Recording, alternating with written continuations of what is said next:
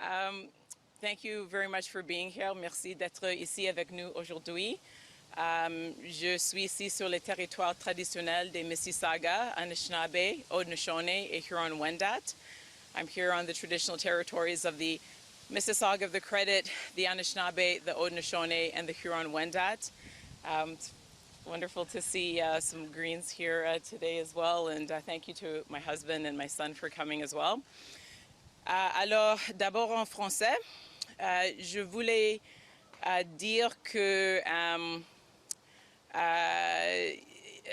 après les derniers quelques jours, surtout après avoir reçu la journée de l'élection, le matin de l'élection et le dimanche matin, un email qui annonçait le déclenchement d'une leadership review directement.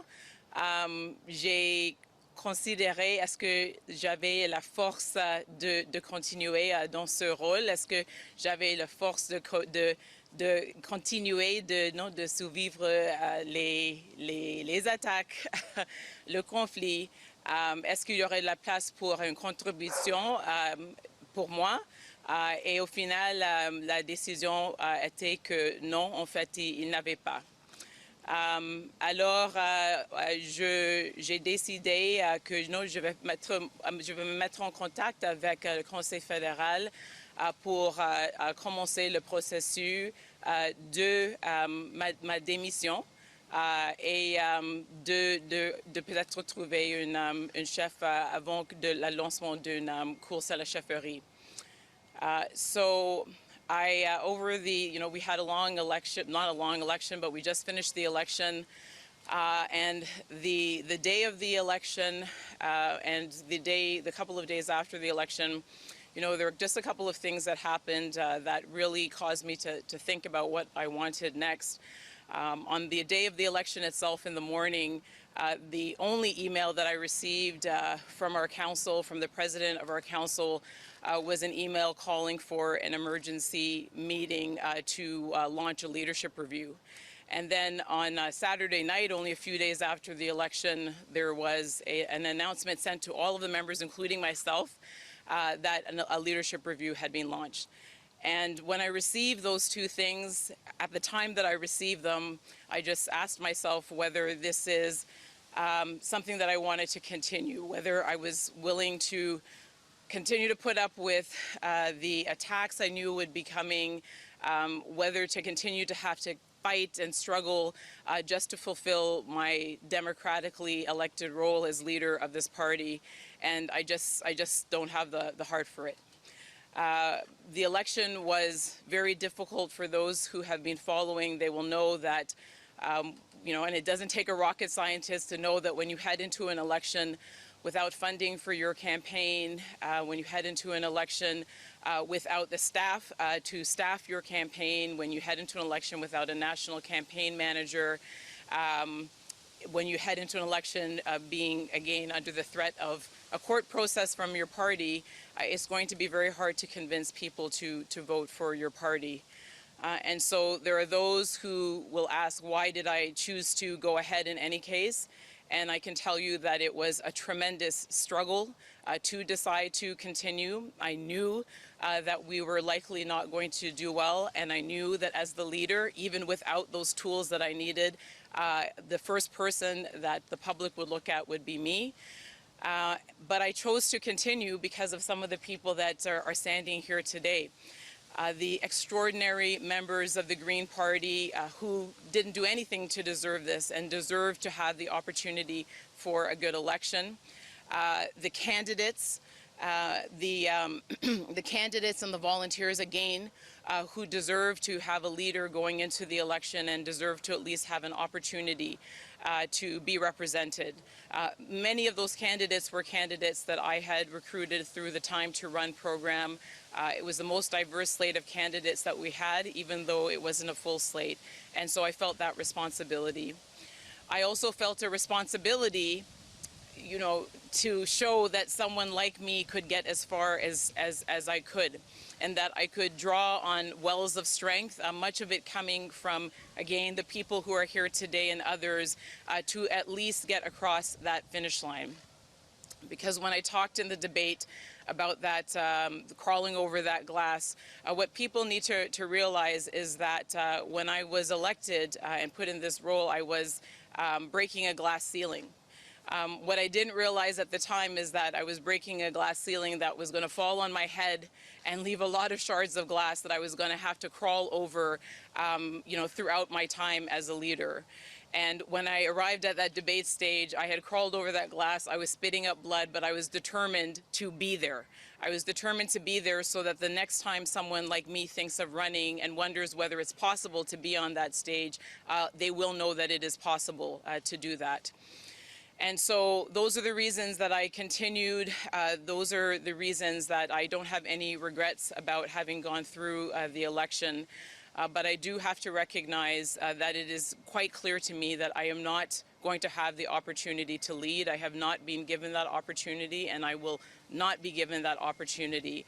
I just will not spend any more time focused on political games as opposed to public policy, which is what I entered politics for in the first place, particularly at a time when it is so needed. We have a climate crisis that we have got to address collectively.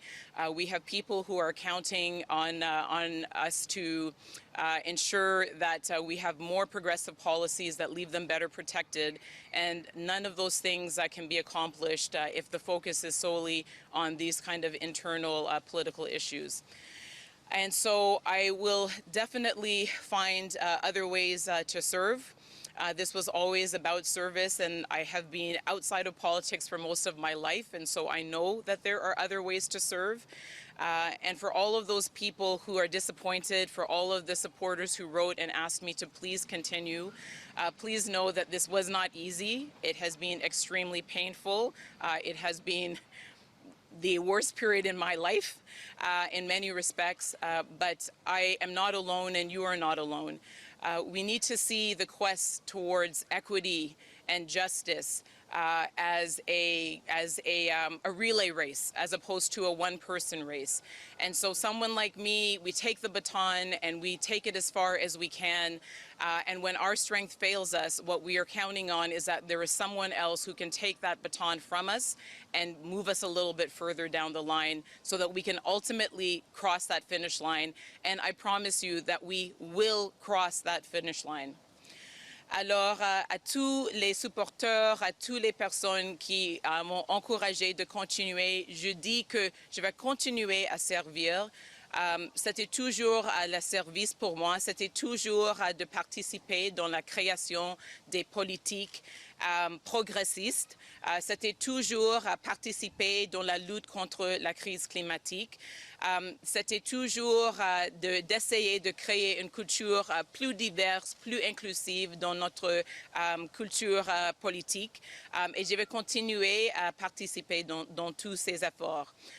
Mais je dis que ça suffit et je n'ai pas la force de continuer de me subir à les attaques dans notre parti, les attaques de la part de nos conseillers, des anciens chefs de notre parti aussi sur notre conseil. Ce n'est pas la raison que j'ai décidé d'entrer dans la vie politique et c'est le moment d'aller dans une autre direction.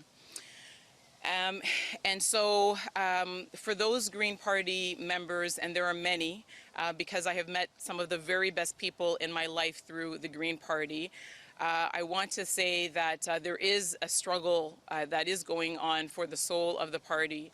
For those of you that want to see the Green Party fulfill its promise and its values, then there is work to do.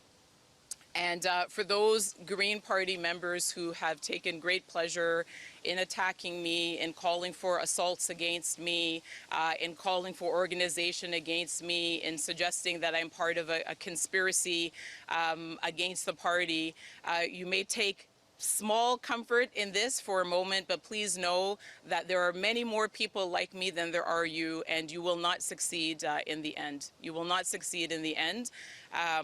And I will look to those other people to take up the baton and to move the party in the direction that I still believe that it can go in. I want to thank my husband very much, and my son very much, and my family very, very much for sticking with me through this. It has been hard on all of us for a very long time. And no one can do this alone. And I want to send all my love to all the people who are standing behind the cameras and those in other parts of the country who have made it possible for me to last as long as I have.